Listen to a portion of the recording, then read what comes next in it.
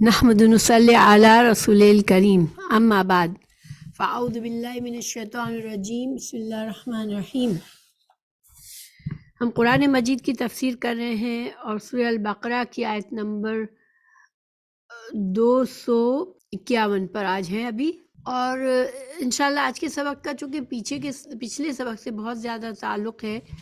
آج کی آیت بھی اصل میں پچھلے سبق سے ملتی ہیں، اس لیے میں تھوڑا سا پیچھے کون سا ایک واقعہ بیان فرمایا تھا اللہ سبحانہ تعالیٰ نے پچھلی آیت میں تعالیٰ نے بنی اسرائیل کی قوم کا، تو اس سے اس کا تعلق ہے، تو میں انشاءاللہ تھوڑا سا اس واقعے کی تفصیلات بتاتے ہوئے پھر آج کے سبق پر چلتی ہوں۔ اللہ سبحانہ تعالیٰ نے آیت نمبر 246 میں بتایا کہ بنی اسرائیل کی قوم کا ایک واقعہ بتایا کہ جب حضرت موسیٰ علیہ السلام کے بعد اور حضرت ہارون علیہ السلام کے بعد بنی اسرائیل جو تھے وہ کچھ عرصہ تک تو ٹھیک چلتے رہے، دین پر چلتے رہے، اس کے بعد ان کے اندر انحراف آ گیا، دین میں بدعات ایجاد کر لیں، یہاں تک کہ وہ بت پرستی تک چلے گئے۔ اللہ تعالیٰ نے جو بعد میں بھی انبیاء کرام بھیجے ان میں وہ ان کو روکتے رہے، مگر یہ اپنی نافرمانی سے باز نہیں آئے اور شرک سے باز نہیں آئے، جس کے نتیجے میں اللہ سبحانہ تعالیٰ نے ان کے اوپر دشمنوں کو مسلط کر دیا۔ دیکھیں، اللہ سبحانہ تعالیٰ کی چنی ہوئی قوم جب گناہ گار بن جاتی ہے، پوری قوم میں خیر کم رہ جاتی ہے، لوگ دین سے ہٹ جاتے ہیں، تو پھر اللہ تعالیٰ ایک طرح سے ان کو آزمائش میں ڈالتا ہے، ایک طرح سے اللہ کا ایسا عذاب آتا ہے جس سے اس قوم کو تھوڑا سا ان کی اصلاح ہو، کیونکہ اللہ کی طرف سے آزمائشیں جب آتی ہیں اللہ کے بندوں پر تو اس کے فائدے ہوتے ہیں کہ اس سے انسان سبق سیکھے اور ان کی آنکھیں کھلیں اور وہ اپنی اصلاح کرے۔ تو اس مقصد سے اللہ سبحانہ تعالیٰ نے ان کے اوپر دشمنوں کو مسلط کر دیا، کافر قوم ان پر مسلط ہو گئی اور وہ بہت زیادہ ان کے ساتھ ظلم و ستم کیا، انہوں نے ان کے علاقے چھین لیے اور ان کی بڑی تعداد کو قید کر لیا، اور کچھ عرصے تک اللہ سبحانہ تعالیٰ نے نبوت کا سلسلہ بھی منقطع کر دیا ان کے اندر۔ اللہ تعالیٰ نے کچھ عرصے کی آزمائش کے بعد ان کے اندر ایک نبی کو پیدا کیا۔ اب علماء کہتے ہیں ان کا نام شموئیل تھا، قرآن میں ان کا نام نہیں ذکر کیا گیا ہے۔ تو شموئیل نے اپنی قوم میں تبلیغ کا کام شروع کیا، ان کے جو گرے ہوئے مورالز تھے، بہت ہی ٹوٹی ہوئی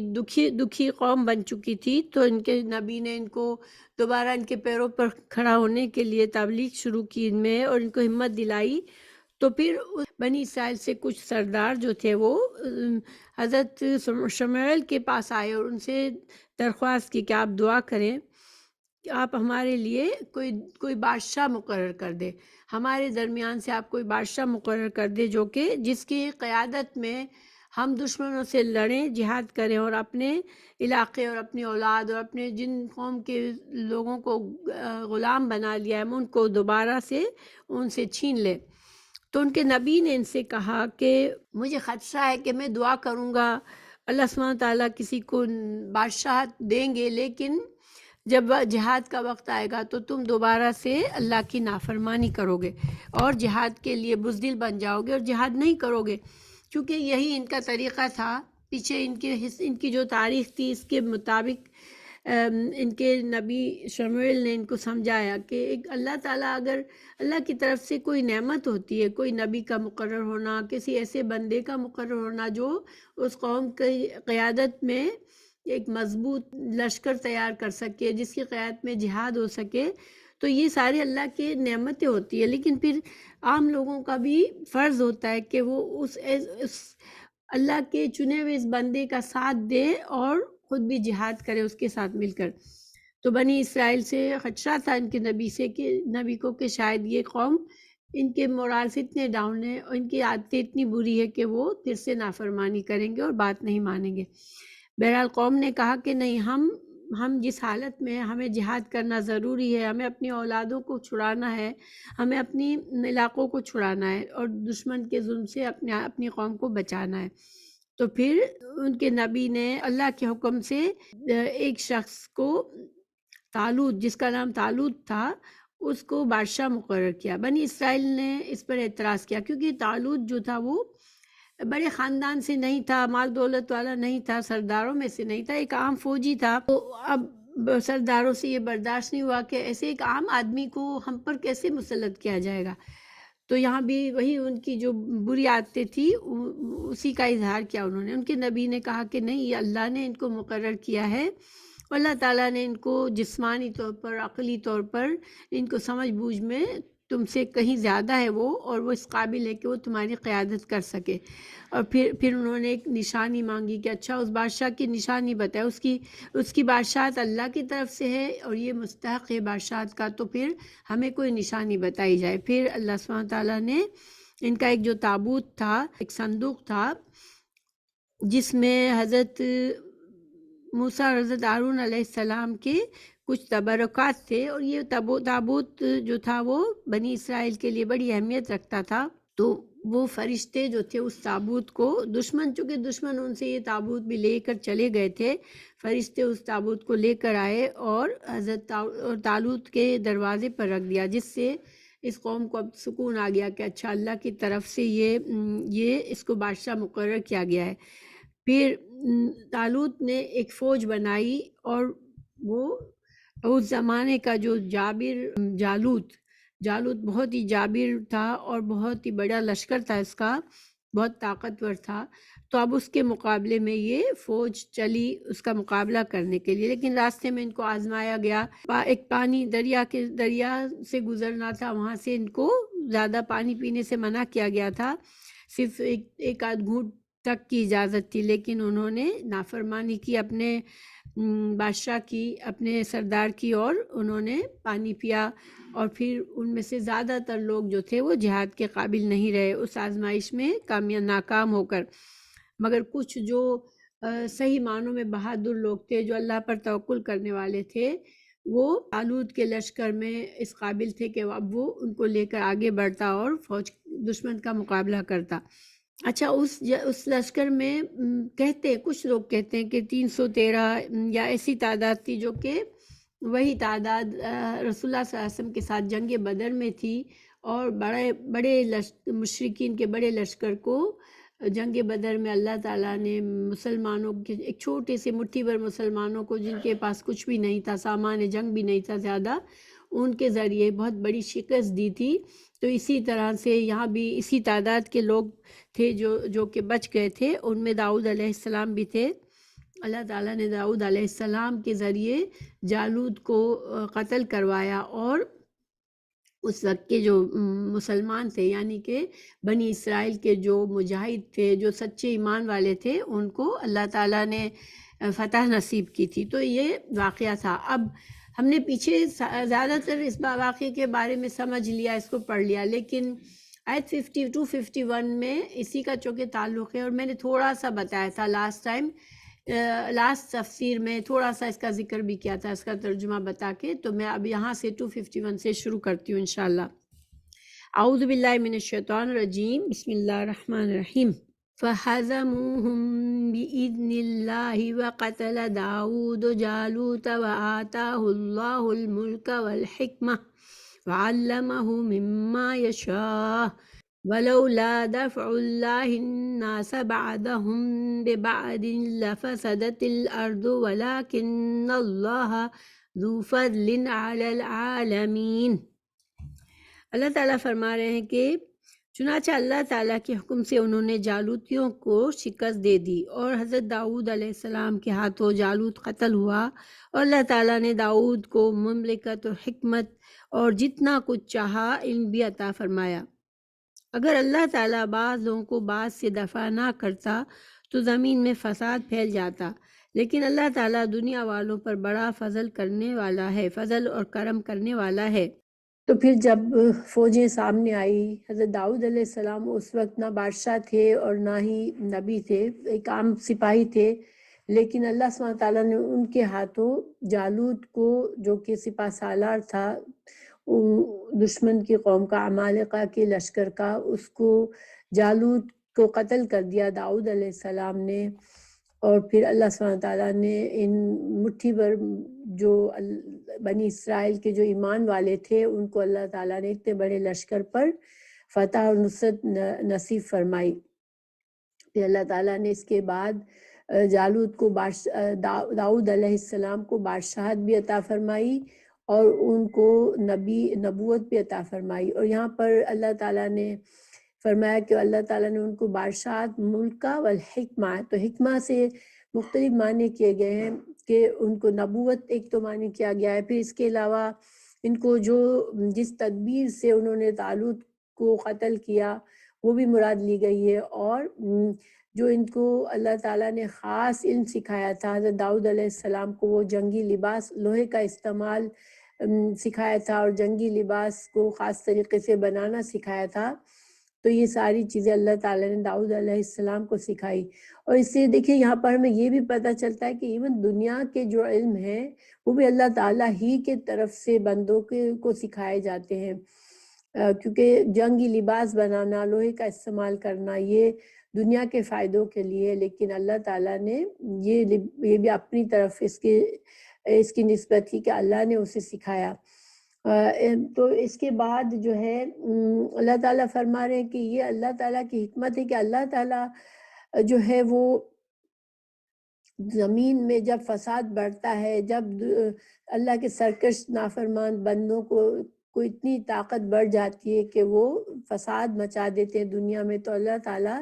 مسلمان اور اللہ کے اپنے فرما بردار بندوں کے ذریعے ان کو شکست دیتا ہے۔ اور اگر اللہ تعالیٰ یہ نہ کرتا تو پھر دنیا میں ایک فساد ہر وقت برپا رہتا اور کسی کی بھی جان مال یا زندگی عزت کسی چیز میں بھی کوئی سیفٹی نہ ہوتی۔ لیکن اللہ تعالیٰ نے،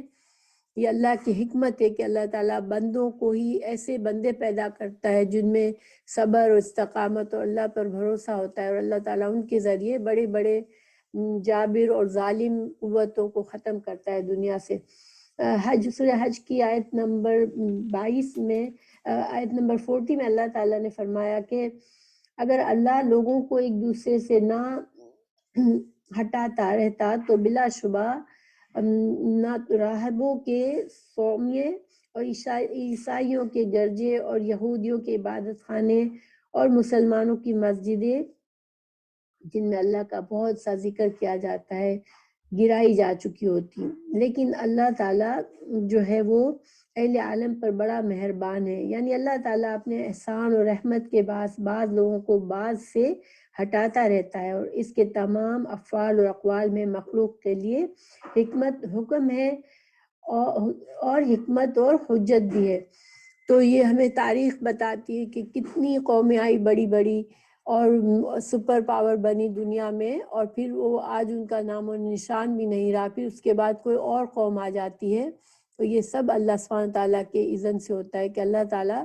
اگر یہ نظام نہ رکھے اور کسی ایک کو ہی ساری ہمیشہ کے لیے قوت اور طاقت ہو تو پھر اس دنیا میں کوئی عدل، کوئی انصاف نہ رہے، ہر طرف ظلم و فساد ہی ہو جائے، اور طاقت والے جو ہے وہ کمزوروں کو دبا کر ان کے سارے حقوق کو ختم کر دے۔ تو یہ واقعہ یہاں پر مکمل ہوتا ہے، اس میں بہت سے چیزیں ہیں ہمارے لیے، نصیحتیں ہیں بہت سی۔ پہلی بات جیسے کہ ہم نے جانا کہ یہ مسلمانوں کو مدینہ میں ہجرت کے بعد اب ان کو جہاد کے لیے ان کو تیار کرنا تھا اور ان کو جہاد کے فائدے بتانے تھے، کیونکہ بغیر جہاد کے وہ شرک کی جو قوت اس زمانے میں تھی اس کو ختم نہیں کیا جا سکتا تھا۔ تو اس سے کچھ اور نصیحتیں ملتی ہے۔ نمبر 1 یہ کہ جہاد فی سبیل اللہ کے بغیر دین میں